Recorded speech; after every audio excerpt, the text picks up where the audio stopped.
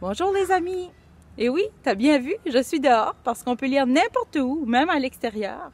Moi, un de mes endroits préférés pour lire, c'est à la plage et dans l'auto. Alors aujourd'hui, j'ai choisi pour toi le livre intitulé Grande roue et Petit pois, écrit par l'autrice Christine Arbour. Les illustrations sont de Régent Roy, des éditions Bouton d'Or Acadie. Grande roue. Est-ce qu'on parle ici du manège de la grande roue? Regarde bien l'illustration. On voit ici l'ombre d'un vélo. C'est les grandes roues du vélo. Et petit pois, grande roue et petit pois. Les grandes roues du vélo, mais pourquoi petit pois? Je pense qu'on va être obligé d'aller lire le livre pour savoir pourquoi petit pois. Avant de commencer, un bonjour spécial à Henri et Arthur qui nous écoutent à tous les soirs. Bonjour les garçons! Est-ce que vous entendez les oiseaux? Moi, je les entends.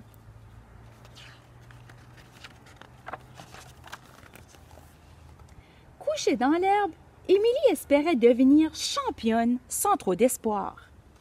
Comme on regarde passer les nuages.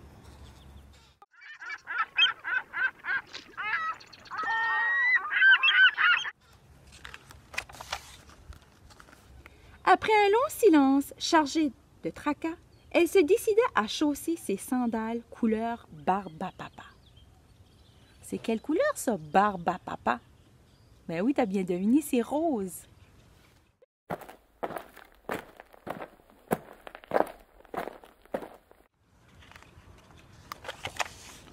Avec de l'aide, elle le ferait aujourd'hui.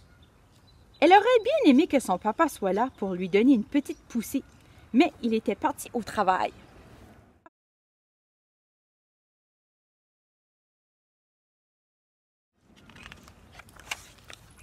La paire au ventre, elle regarda son vélo encore un long moment avant de placer quelques fleurs sauvages dans son panier.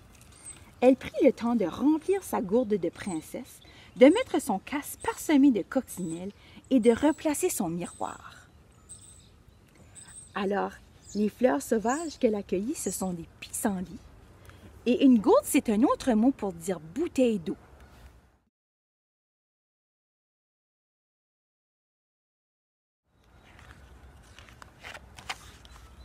Son vélo était là, prêt à braver les cailloux. Pas si simple que ça pourtant.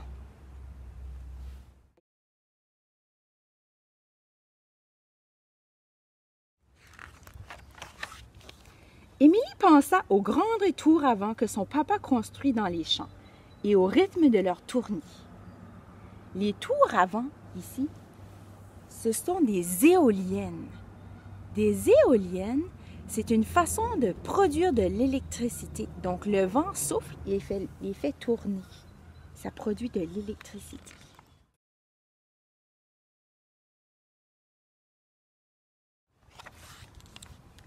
Elle eut en tête le mouvement des billes tombées de son sac d'école, dans la classe de Madame Zola.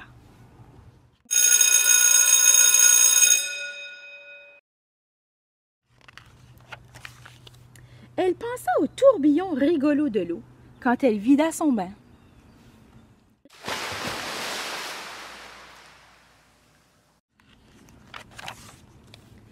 Elle regarda aussi la course de l'aiguille des secondes sur sa montre de grande fille.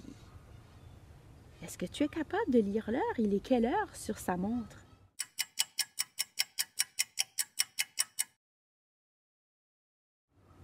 Alors, la petite aiguille est entre le 5 et le 6 et la grande aiguille pointe vers le 8.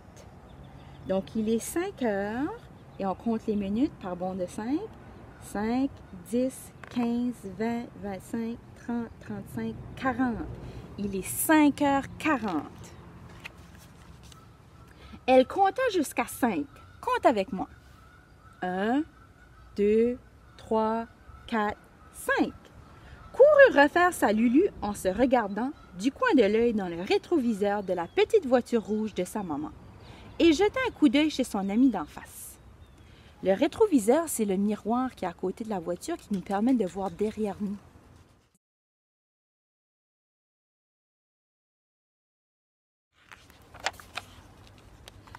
Même si elle se sentait plutôt comme un escargot, d'un coup sec, elle enfourcha son vélo. Elle se cramponna à son guidon. Elle fit aussi sonner son klaxon jaune citron, comme pour se donner du courage.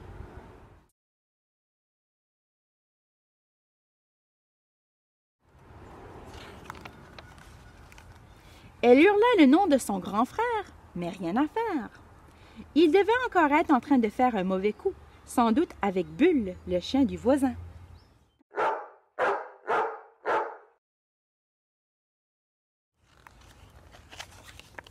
Elle appela donc sa maman qui était au fond de la cour, tout près du jardin.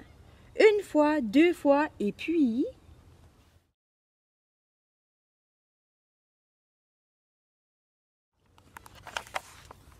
Au moment où sa maman se retourna, les pieds d'Émilie ne touchaient plus au sol. Et les deux roues de son vélo tout neuf, offert par son grand-papa, tournaient à une vitesse folle.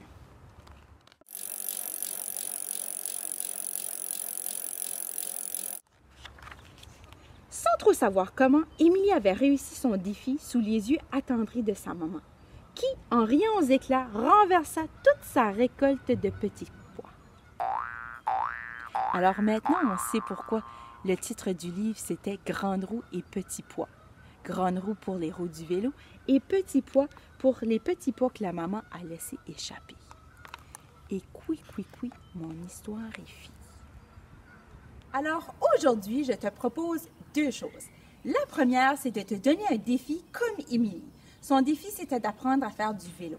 Alors toi, ton défi, ça pourrait être peut-être de lire 20 livres, d'apprendre à tricoter ou encore de courir 1 kilomètre sans arrêter, d'apprendre des choses sur un animal, un nouveau pays, peut-être apprendre une nouvelle langue. Alors de te trouver un défi personnel à toi. Et la deuxième chose, sortir dehors, faire une belle randonnée de vélo parce que c'est important de bouger et prendre de l'air frais. Alors amuse-toi bien, bonne randonnée de vélo!